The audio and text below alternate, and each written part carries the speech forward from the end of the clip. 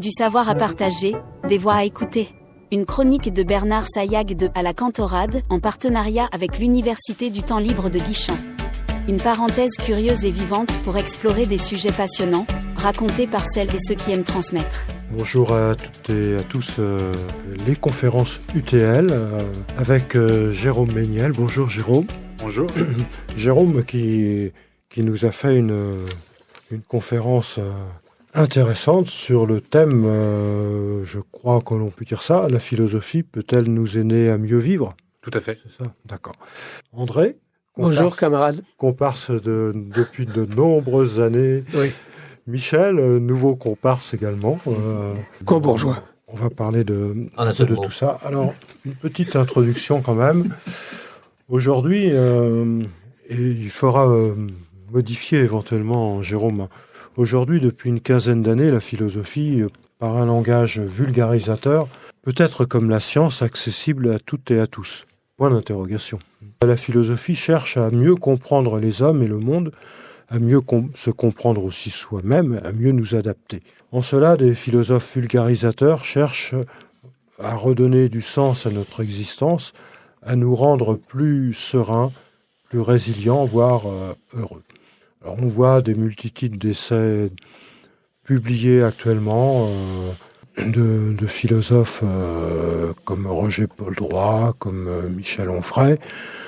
On relit aussi Marc Aurèle. Lionel Nakache, par exemple. Lionel Nakache également. Philosophie des sciences. On voit donc Frédéric Lenoir, Luc Ferry, etc., etc. On voit de nombreuses conférences et de magazines qui fleurissent. Mais n'oublions pas que la philosophie plus exactement existe depuis de nombreuses années, des millénaires. Elle a commencé dans la rue avec Socrate, avec Diogène, etc., etc. Et d'ailleurs, Jérôme nous en a parlé. L'objectif de cette démarche est de découvrir les conditions donc, pour mieux vivre avec soi-même, autrui et son environnement. Son postulat, puisque nous ne pouvons pas changer le monde comme nous le souhaiterions, alors apprenons à nous y adapter en nous forçant à nous changer nous-mêmes, changer l'homme peut-être, dans ce monde qui reste implacable. La méthode, c'est dire des choses réconfortantes sur les causes de nos plus grands tourments, en s'appuyant sur des maîtres penseurs, et on parlera beaucoup peut-être avec Jérôme de la méthodologie à appliquer.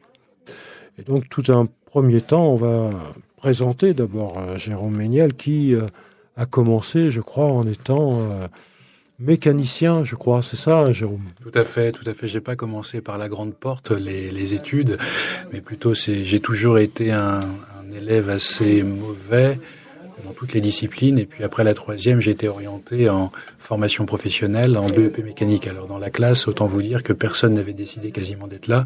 Et donc, et même en BEP ensuite, je suis resté mauvais élève. Et c'est les circonstances de la vie. Parce que, excusez-moi de vous couper, que ça ne vous plaisait pas. Non, pas du tout.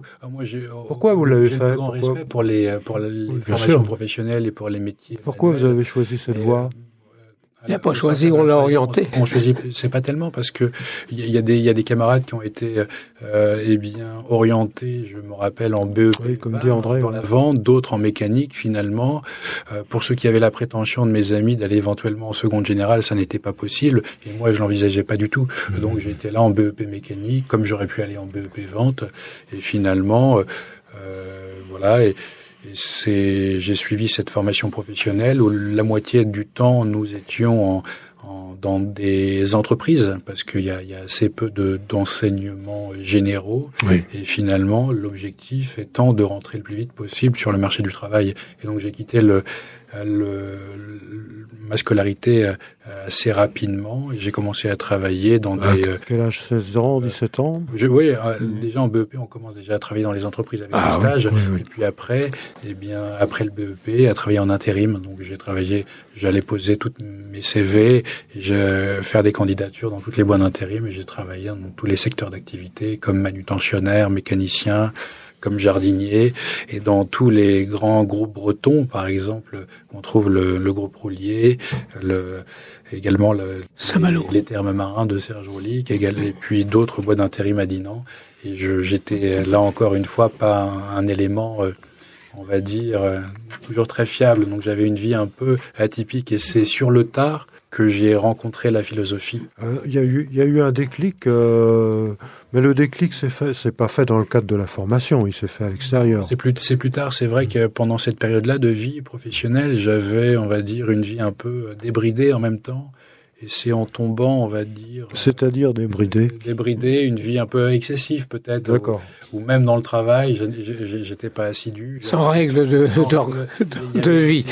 Tout à fait, j'alternais les périodes de travail et les périodes de chômage avec une vie excessive, beaucoup de sorties de boîtes de nuit. Et dans une période de creux, la jouissance. J'ai fait une grande rencontre et qui m'a fait découvrir un autre univers, un autre monde, et notamment le monde de la littérature, le monde de la spiritualité. Par hasard, cette rencontre? C'est un peu par hasard. Et puis au restaurant, comme voilà, ça. Ouais, c'est un peu une coïncidence, et cette personne-là m'a fait voir les choses de manière complètement différente. Et c'est à partir de là, finalement, que mon regard sur le monde, sur la vie a radicalement changé, et que j'ai décidé de réorienter mon existence. Mais ça a pris évidemment plusieurs mois, et puis avant de m'engager dans des études de philosophie, mais ça a été un long cheminement. Donc vous êtes inscrit à la faculté, c'est ça? Tout à fait. Je me suis inscrit ensuite à l'université. Donc vous avez fait le cursus la faculté de philosophie de Rennes, donc sur le campus de Beaulieu, et j'ai commencé à faire mes études universitaires là-bas, sans être tellement assidu. C'est vrai que j'étais assez peu présent au cours de mes professeurs, mais je passais tout mon temps à la bibliothèque, je faisais l'ouverture et la fermeture. Peggy avait dit la chose suivante: pas d'intermédiaire entre finalement l'auteur et le lecteur. Et je me disais que je pouvais toujours trouver des ouvrages de commentateurs peut-être plus brillants que ce que me faisaient mes professeurs comme cours, même si j'aimais assister à quelques cours de mes professeurs, mais je préférais d'emblée aller lire les œuvres des grands classiques, les lire et les relire, et de lire quelques commentateurs. Et je recevais les synthèses et les prises de notes de certains de mes camarades pour voir un peu l'orientation qui était donnée au cours. Mais c'est vrai que j'étais assez peu assidu au cours. Donc j'ai fait un peu ma scolarité, même à l'université, en tant qu'autodidacte, par moi-même. Mais ça veut dire qu'il y avait quand même une acquisition de vocabulaire dans des contextes spécifiques que sont les livres. Donc, parce qu'entre les auteurs et le lecteur, il y a au moins du vocabulaire. Donc, et c'est important ça, le vocabulaire. Oui, mais c'est ça, mais par la lecture, l'imprégnation des œuvres, et tous les outils que je pouvais trouver à la bibliothèque, eh bien, je me suis ouvert à une autre culture. Et puis, j'ai aussi retravaillé, parce qu'il y avait un écart aussi, quand même, une des conditions fondamentales du travail sur la philosophie, c'est quand même la maîtrise de la langue française. Et au sortir de mon BEP et ensuite de ma formation professionnelle, ça n'était pas un domaine, la langue française, que je maîtrisais parfaitement à la syntaxe. Dans le cadre de votre formation, j'ai dû retravailler toute la maîtrise de la langue française, et ça a été... Faut travailler avec une grammaire et un dictionnaire. Et puis la base. Oui. Et donc, mais ça a été pour moi, cette découverte de la philosophie, vraiment quelque chose d'extraordinaire. Un tournant, quoi. Et comme je le disais tout à l'heure, quelque chose qui a changé mon regard sur la vie. Je n'ai pas commencé la philosophie dans la perspective de passer les concours, ni d'obtenir un doctorat un jour. Je me suis engagé c'était d'un point de vue existentiel. Ce déclic, il s'est fait en discutant avec cette personne que vous avez rencontrée. Ça a demandé quelque temps quand même, c'est pas seulement en prenant un café, quoi. Oui, non, c'est ça. C'est une personne qui m'a accueilli ensuite pendant plus d'une année dans une communauté spirituelle, et qui m'a accompagné, guidé, et c'est là que j'ai repris mes études de philosophie. Et donc, d'accord. Oui. Qu'est-ce que vous appelez une communauté spirituelle? Une communauté spirituelle, une communauté, on va dire, on pratique des retraites spirituelles, voilà, des enseignements. Alors moi, j'étais pas du tout ouvert à la question spirituelle, et c'est là que j'ai commencé à m'intéresser à la théologie, à la philosophie, à la métaphysique, et puis à toutes les disciplines des sciences humaines et sociales, à rencontrer des gens assez différent du milieu duquel je venais, parce que c'est un lieu de retraite spirituelle où beaucoup de gens passent, et c'était à la fois l'opportunité, cette possibilité de rencontrer des gens différents, variés, et de commencer en même temps une nouvelle vie, un apprentissage. André ? Oui. Vous parlez de retraite, là, spirituelle. Donc, d'une certaine manière, vous vous retirez du monde. Oui, mais justement, mais alors, il faut peut-être des circonstances historiques, je sais pas, moi, de rencontres, évidemment, mais aussi des circonstances avec soi-même pour lesquelles on se retire du monde. On va pas comme ça se retirer du monde. C'est-à-dire, qu'est-ce qui fait que psychologiquement, on trouve moins d'intérêt à manger, si j'ose dire, avec des copains, plutôt que d'aller faire une retraite, justement, se retirer du milieu des copains. C'est-à-dire qu'à un moment donné, peut-être que j'ai toujours été un excessif dans la vie, mais auparavant dans une mauvaise direction. Et là, en rencontrant cet homme, je rencontre en même temps un autre univers, d'autres valeurs, et en découvrant cet univers... C'est un être humain qui rencontre un autre être humain. J'ai véritablement la volonté de changer ma vie du tout au tout. Mais Jérôme, la philosophie on appelle ça une conversion. Oui, une forme de conversion. J'ai parlé de la conversion tout à l'heure, avec la conversion fondamentale chez les Grecs dans la philosophie, dans l'Antiquité. Elle n'est pas religieuse, mais c'est un changement de vie, un changement de regard sur les choses. Oui, mais la religiosité chez les Grecs, elle existait quand même. Bien sûr. Mais elle n'était pas monothéiste. Tout à fait. C'est différent. Exactement. Mais finalement, vous ne vous isoliez pas tant que ça du monde, puisque vous continuez à avoir une activité, etc. Tout à fait, oui. Je vivais dans ce lieu-là, mais je commençais mes études de philosophie à Rennes 1, et donc c'était un espace où c'était un accueil, mais en même temps les conditions de possibilité. Donc après, donc vous avez passé votre doctorat, c'était en 2017, je crois. C'est ça, 10 ans après, oui. 10 ans, le moment de la première inscription. 2017, le doctorat. Et puis, vous n'avez pas choisi de faire une carrière académique, comme on dit, quoi. Vous avez choisi finalement d'essayer de faire partager votre passion de la philosophie. Carrière académique aussi, on essaie de faire partager. C'est sûr que jusqu'à... En créant votre entreprise, je crois, c'est ça. Voilà, pendant mes études de philosophie, c'est ce qu'avait dit mon directeur de thèse. Il m'avait dit, mais c'est un peu une démarche artistique, esthétique, c'est de l'art pour l'art. C'est vrai que quand j'ai commencé mes études de philosophie, il n'y avait aucune finalité. C'était comme une propédeutique à la vie, à l'existence. Et ensuite, quoi que je fasse après, même tailleur de pierre, charpentier, c'était quelque chose que je devais faire pour faire la lumière sur certaines questions fondamentales, essentielles, peu importe la suite. Et même il s'agit d'être philosophe après avoir fait de la philosophie. Oui, d'une certaine manière. Et donc, c'est sûr, en chemin, que je me suis dit que peut-être je pouvais enseigner. D'ailleurs, j'ai enseigné en terminale quelques années. En terminale, d'accord. J'ai enseigné à l'université quelque temps, mais j'ai décidé de m'engager rapidement, un peu à la manière de Luc Ferry et de Consponville, de faire sortir la philosophie de l'école et de l'université. C'était votre but, oui. Bergson qui disait il faut agir en homme de pensée, penser en homme d'action, et en disant que la philosophie se rapproche de plus en plus de la vie et qu'elle doit aussi sortir de l'école. Et en voyant des figures comme Luc Ferry, Consponville, eh bien, je me suis dit que peut-être, la philosophie aussi avait toute sa place et un rôle à jouer, dans la société et notamment dans le secteur privé, le secteur public, le monde associatif, et avec cette volonté de jeter un pont, comme je le fais aujourd'hui, entre la philosophie et le monde économique, entre les humanités et le monde de l'entreprise. Et donc, avec l'expertise de la philosophie, sa connaissance, il y a la possibilité d'intervenir et d'apporter un éclairage à des décideurs, à des managers, dans différents événements et du conseil. Et c'est ce que je fais depuis maintenant, plusieurs années, en ayant fondé, en effet, la société L'Œil de Socrate. Quand vous parlez d'entreprise, donc, finalement, vous faites de la philosophie dans le cadre d'une entreprise. Par exemple, vous allez voir, je ne sais pas, une entreprise X, Y ou Z et vous abordez des thèmes philosophiques par rapport à l'entreprise elle-même ou par rapport au monde en général? C'est-à-dire qu'est-ce que le philosophe peut faire finalement dans le monde de l'entreprise? Ce que je fais, il y a 4 axes, si vous voulez, dans ce que je propose. Je propose des interventions. dans les interventions des conférences, des ateliers, des séminaires, je propose de l'étude et du conseil.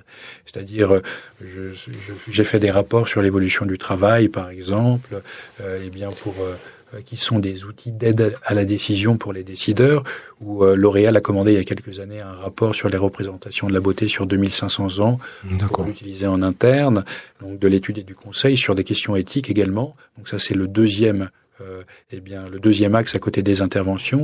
Il y a à proprement parler ce qu'on appelle les formations. Les formations, c'est réglementé, c'est encore différent des interventions. Il y a aussi ce qu'on appelle l'accompagnement des managers et des décideurs sur des problématiques personnelles et professionnelles qui sont liées au management et à la stratégie.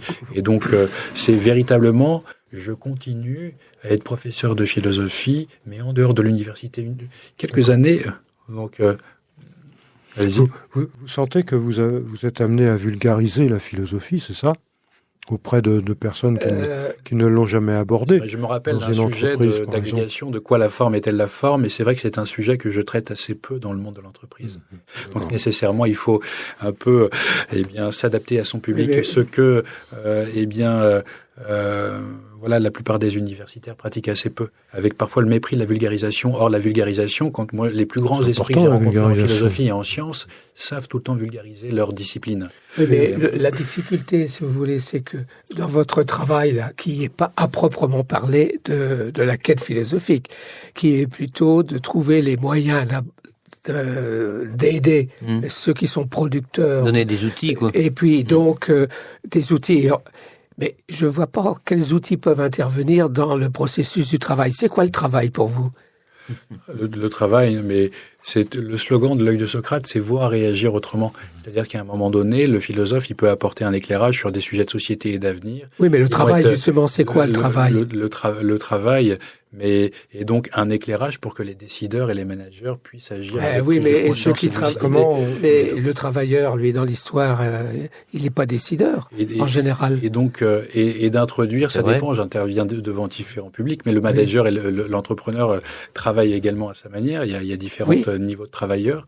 C'est l'actionnaire qui décide de l'orientation du travail du dirigeant. En tout cas, c'est de dire que les humanités et la philosophie ont un rôle à jouer également dans le monde de l'entreprise et dans le monde économique et dans le secteur public. Je voulais vous pour demander, la formation des individus. Je voulais vous demander un autre aspect, Jérôme, c'est que vous aviez pas l'habitude de parler tant que ça en public avant, quand vous faisiez votre BP, c'est ça, le brevet professionnel. Ah non, c'est sûr que... Comment vous avez acquis cette aisance ?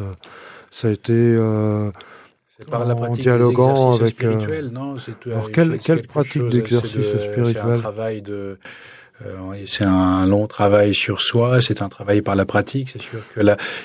Tout seul ? Vous l'avez fait tout seul ? La prise de parole publique, c'est l'expérience chez les êtres humains qui est la plus effrayante après la peur de la mort. Alors comment vous l'avez abordé ? Parfois, certains considèrent que la prise de parole publique est plus effrayante que la mort.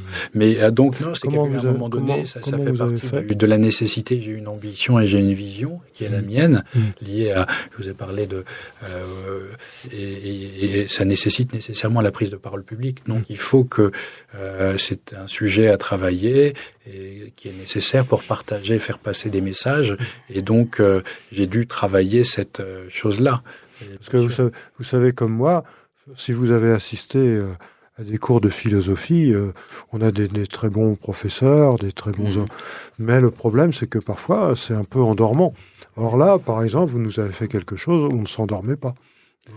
C'est savoir passionner. Conférence, quelle différence y a-t-il entre une conférence et un cours ? Une conférence...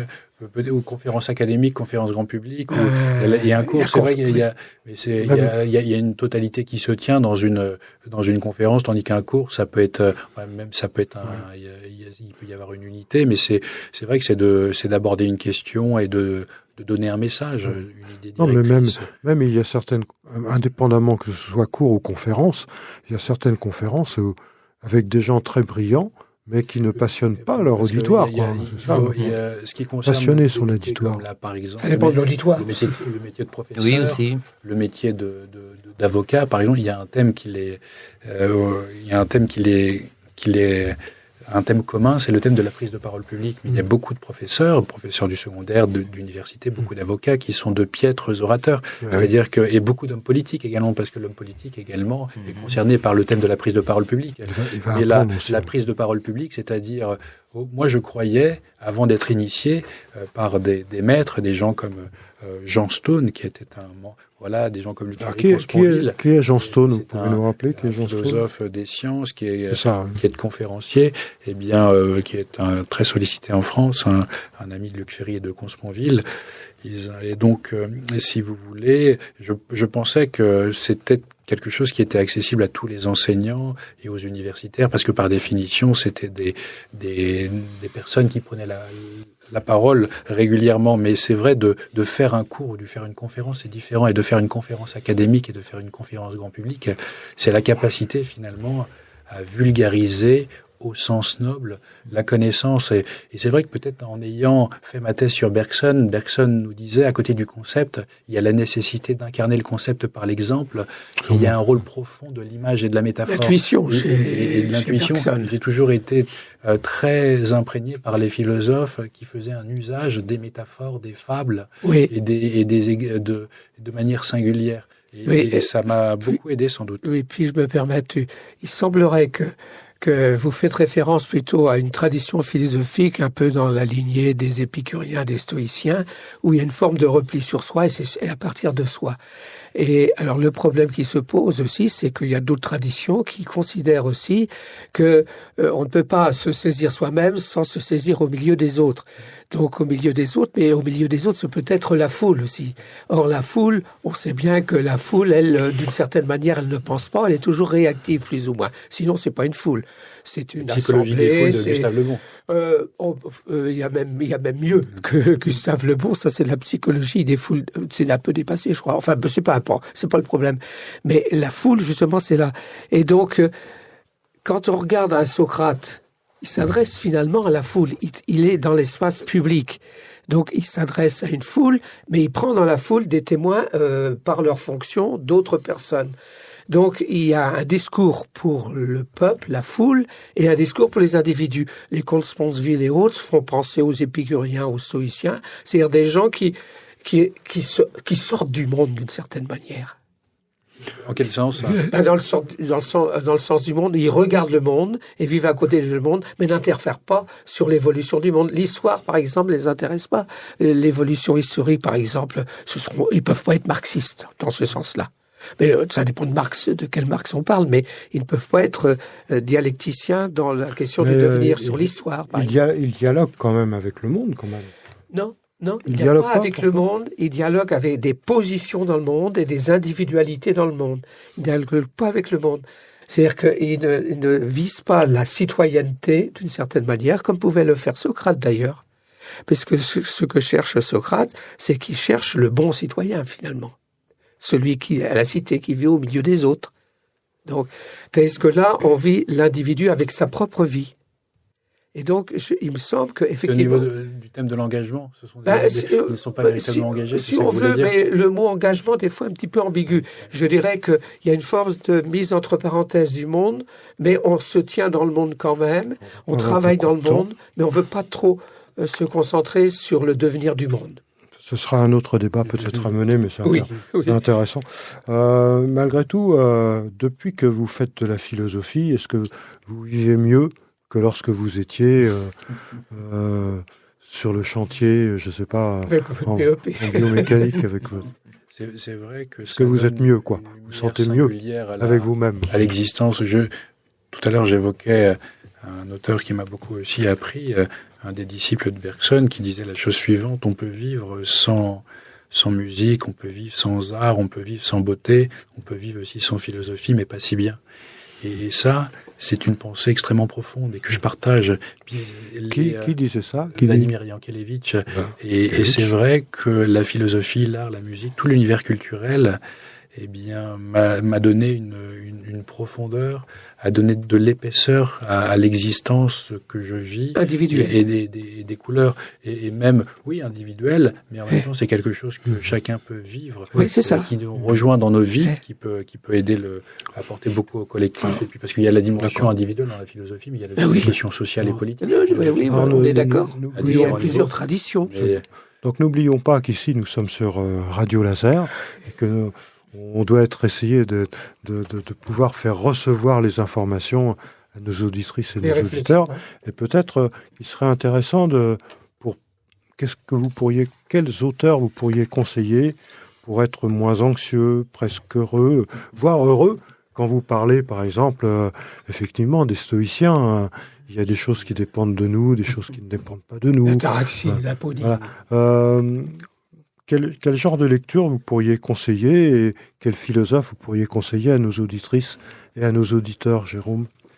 Peut-être l'auteur qui a révolutionné la manière de comprendre l'histoire de la philosophie, et notamment la philosophie antique, comme Pierre Hadot, c'est-à-dire qui nous a permis de voir la philosophie moins comme une construction de systèmes et de concepts, donc dans une approche intellectuelle, spéculative et théorétique, que dans une dimension pratique et existentielle. C'est-à-dire qu'au fond, la plupart des écoles de l'Antiquité enseignaient moins des discours qu'un art de vivre, une manière de vivre. Et ça, Pierre Hadot, c'est une invitation à redécouvrir la tradition sous un angle singulier. C'est en ça que la philosophie m'a beaucoup. Pierre Hadot était plutôt stoïcien, non ? Oui. Pierre Hadot, sans doute que comme Montaigne, comme Nietzsche, selon les moments de l'existence, selon que sa vie soit habitée par la lumière ou par l'obscurité, il devait piocher ici ou là. Et c'est ça, il ne faut pas être en vérité dogmatique, il faut puiser... D'accord, c'était pas dans le dogme, absolument. Pas du tout, non, je crois que là-dessus, c'est pareil, Montaigne, c'est pareil, Nietzsche. Et il y a de pas avoir de relation dogmatique avec une école ou une doctrine, on peut... On peut citer Merleau-Ponty aussi. On peut citer Merleau-Ponty, oui, qui parlait de la figure de la sagesse de Socrate lors de sa leçon inaugurale au Collège de France. Il disait finalement ce paradoxe, Socrate qui est sans doute finalement le modèle du philosophe vivant, qui en a payé le prix de sa vie, peut-être du sage. Le philosophe n'est pas sage, il est en chemin vers la sagesse, mais peut-être que Socrate est un sage parmi les philosophes, on peut se questionner. Et il disait, c'est assez étonnant que nous qui sommes des philosophes écrivains, qui avons finalement un patron, un homme qui n'a jamais enseigné dans les chaires d'État de mémoire et qui finalement a été perturbé par son engagement. Et je veux parler de Socrate. Il disait la figure de Socrate qui a inspiré finalement tous les philosophes postérieurs. C'est un homme qui a influencé, comme je disais tout à l'heure. C'est la singularité de Socrate, c'est qu'il a marqué un avant et un après dans l'histoire de l'humanité. Il a rompu l'histoire en deux et paradoxalement, il n'a jamais rien écrit comme le Christ. C'est-à-dire que c'est un homme de parole qui a marqué un avant et un après, qui en a payé le prix de sa vie et qui a créé toute une tradition, et ça c'est extraordinaire. Donc la vie de Socrate de ce point de vue-là, comme la vie du Christ, est extraordinaire. Et Descartes est un peu dans cette même situation. Il y a un livre aussi qui est... Descartes, il a été obligé de s'exiler plusieurs fois. Un livre sa vie a été mise en danger plusieurs fois. Un livre qui est assez passionnant aussi, je trouve. Aussi. Que moi, personnellement, j'ai eu souvent comme livre de chevet, c'est le manuel d'Épictète. Oui, tout à fait. Le manuel, les pensées pour moi-même de Marc Aurèle. Les pensées pour moi-même de Marc Aurèle. Eh bien, tous ces livres-là, après très pertinent. Les Montaigne, plus récents, les moralistes français. J'ai beaucoup appris de Schopenhauer, de Nietzsche, et donc il y a beaucoup d'auteurs. Moi, j'ai jamais eu une lecture, si vous voulez, où j'avais un rapport obligé dans la lecture de certains auteurs. J'entendais beaucoup de professeurs qui disaient c'est une lecture incontournable, il faut absolument avoir lu ceci ou cela. Je m'en suis toujours moqué de ces conseils-là. Je prenais les livres et tantôt comme Montaigne, soit les livres me tombaient des mains et finalement j'allais pas plus loin. Par exemple, Heidegger, on m'a dit il faut absolument lire Heidegger. Vous n'accrochez pas avec Heidegger. De le prendre dans toutes les traductions et dans une page qui normalement doit parler à chacun d'entre nous sur la thématique de l'angoisse, par exemple dans Être et temps. Et j'ai lu cette partie sur l'angoisse dans les 4 traductions, et je me suis dit finalement la vie est trop courte. Il y a de la poésie, il y a de la littérature, il y a de l'art. Je peux pas passer une semaine à essayer de comprendre ce qu'a dit Heidegger. Alors que votre corps vous l'interdit. Voilà, c'est ça. On va plus avoir beaucoup de temps là maintenant. Des petites questions comme ça. finalement, c'est quoi le bonheur pour vous ? Le bonheur, il y a la même différence entre le plaisir et le bonheur ou la joie qu'entre la lumière artificielle et l'intensité des rayons du soleil. Ouais, c'est-à-dire, c'est quelque chose, un plaisir. On ne construit pas le bonheur ou la joie par une succession de petits plaisirs. C'est le bonheur, ça n'est pas comme le plaisir au coin de la rue. C'est quelque chose qui se construit dans le temps. Ce sont des instants. On parlait des instants. Le bonheur, non, c'est pas des instants. C'est un état. Mais c'est pas un état permanent, c'est ça. Un état qui peut être plus ou moins stable. C'est ce qui est recherché. La béatitude, ça sera un état plus permanent dans le temps, mais c'est quelque chose d'essayer de trouver une stabilité. Sinon, c'est la jouissance. Tout à fait, par opposition à la jouissance et au plaisir. Et la sagesse. Qu'est-ce que vous mettriez comme définition ? C'est un état stable une forme de bonheur, de béatitude, si tant est que ça puisse exister. Absolument. On essaie de tendre vers... Parce que le philosophe aime la sagesse. Il ne faut pas qu'on parte tous ensemble, parce que là, si on part tous ensemble... D'autre part, ça, c'est un problème. Comment on peut être assuré que l'on pense bien ? Sur quelle référence on peut dire, tiens, je pense bien ? Ça ne veut pas dire que j'ai atteint la vérité au niveau de la pensée. Je pense bien, ma réflexion est dans le bon sens. Sur quels critères ? On parlait de la Emmanuel Kant, vérité formelle, la capacité de raisonner. Il faut que peut-être il y a la dimension de la logique et il y a la dimension du réel. La vérité formelle, il faut qu'il y ait une cohérence interne de ce que l'on dit. Et il faut que ce discours que l'on dit, qui est cohérent et qui est logique, corresponde au réel. Donc il y a une vérité matérielle. Parce qu'à un moment donné, il y a beaucoup de philosophes qui peuvent construire des cathédrales conceptuelles mais qui ne correspondent pas au réel. Et parfois, on peut très bien dire des choses vraies, mais qui ne sont pas structurées logiquement. Donc peut-être dire quelque chose de vrai, c'est à la fois quelque chose qui est structuré et dans une logique et qui en même temps correspond à une réalité. Donc, on a parlé, excuse-moi André, on a parlé de l'intérêt de faire, d'aborder la philosophie avec les enfants. On peut pas faire vraiment de la philosophie avec les enfants. On peut aborder des thématiques. Un enfant, il se pose la question, bien sûr, qu'est-ce que la vie, qu'est-ce que la mort, pourquoi ça s'arrête pas. Mais comment on peut aborder ça avec des enfants ? Oui, sans doute que les plus grands philosophes dans l'histoire de l'humanité, ce sont d'abord et avant tout les enfants. C'est vrai qu'il y a cette dimension. On regarde toutes les cultures, toutes les civilisations dans le temps. Il y a toujours un élément commun dans l'enfance, c'est ce questionnement, cet étonnement à l'égard de soi et du monde. Et toutes les questions que se posent les enfants sont les questions fondamentales. Que se posent les philosophes. Et c'est vrai que ce que fait Frédéric Lenoir, cette volonté d'introduire la philosophie dans les écoles élémentaires, alors évidemment, il ne s'agirait pas de conceptualiser ou ni de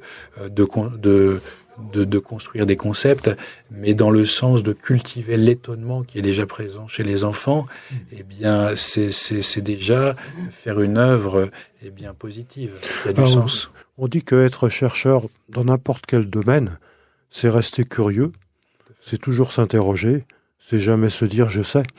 Non, oui. Chercher, c'est toujours sortir de sa situation pour aller ailleurs. Bien sûr, toujours. Selon une voie choisie, parce que sinon on ne cherche pas, on erre. Alors, on va peut-être conclure, parce que on en est à plus de 30 minutes maintenant. Et on demande toujours à nos invités leur message. D'abord, est-ce que vous avez des règles d'hygiène philosophique vous avez abordé, je crois, à la fin de votre conférence, une sorte de méthodologie, c'est cela, oui. Et donc, qu'est-ce que vous appelleriez des règles d'hygiène philosophique, vous ? De la même manière que je pratique régulièrement le sport, donc des exercices physiques, je pratique régulièrement également des exercices de l'esprit, comme je disais, qui engagent à la fois la pensée, l'imagination, la volonté, l'attention, au travers de ce que Pierre Hadot appelait les exercices spirituels. Ça, c'est quelque chose qui m'a permis de finalement, lors de cette période de conversion, de cette vie que j'avais avant et la vie dans laquelle j'ai décidé de m'engager, c'est-à-dire la pratique des exercices spirituels m'ont beaucoup aidé. Je continue à les pratiquer régulièrement. La lecture méditative, par exemple l'écriture, qui est une écriture de soi, la visualisation, les examens de conscience, et tout ce travail, et tous les autres exercices qui sont pratiqués par les stoïciens, les épicuriens, l'école néoplatonicienne, et puis toutes les écoles de l'Antiquité, je les pratique au quotidien, la méditation. D'accord. Selon vous, tout un chacun peut très bien faire cela. Bien sûr, il y a pas de...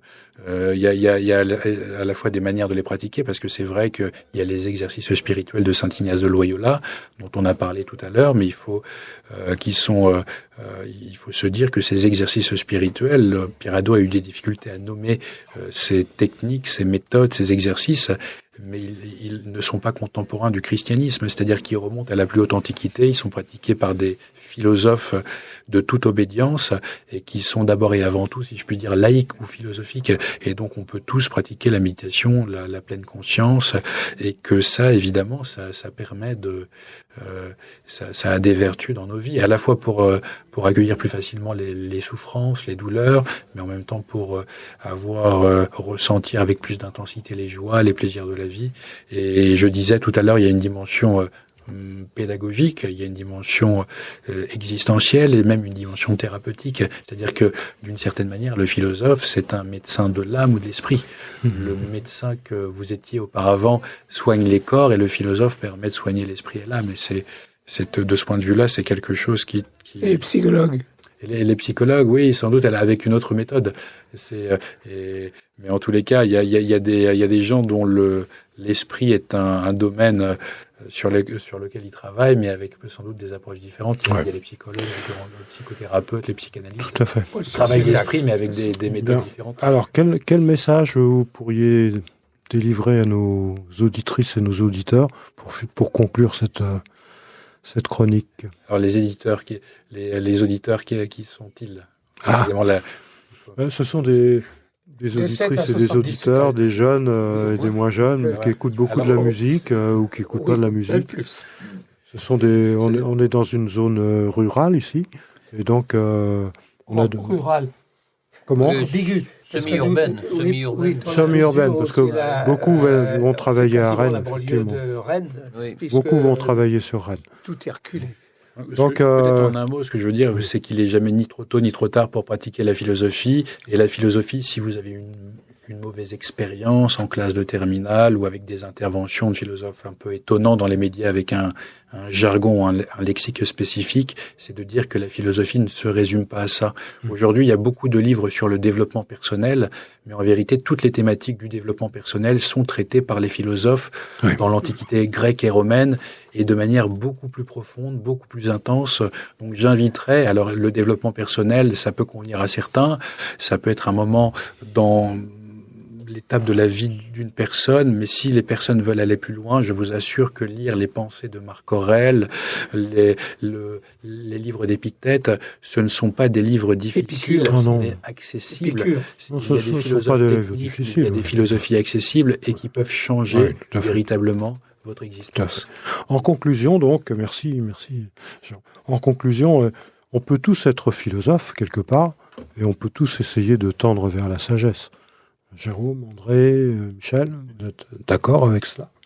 Je sais pas, moi. Tu as le droit de... Je sais que je ne sais pas. Mais moi, je ne sais pas. Je disais tout à l'heure, si le philosophe tel qu'il est défini dans l'Antiquité, c'est le souci de la cohérence entre notre vision, nos valeurs, et notre pensée et nos engagements, il y a beaucoup de professeurs de philosophie, de professionnels de la philosophie qui ne sont pas philosophes, et il y a des agriculteurs stoïciens, qui sont très philosophes, et des chauffeurs de taxi socratiques. Ce qui compte dans la vie, c'est le souci de la cohérence, et c'est d'incarner à un moment donné ce que l'on pense et ce que l'on croit. La philosophie n'est pas l'enseignement de la philosophie. Merci beaucoup. Merci beaucoup à vous. Merci beaucoup, Jérôme. Merci, au revoir. Merci. À tout le monde. Et on se retrouvera la prochaine fois. En tout cas, on a beaucoup apprécié votre conférence, Jérôme. Merci à vous et merci pour votre invitation. Au revoir à toutes et à tous. Merci.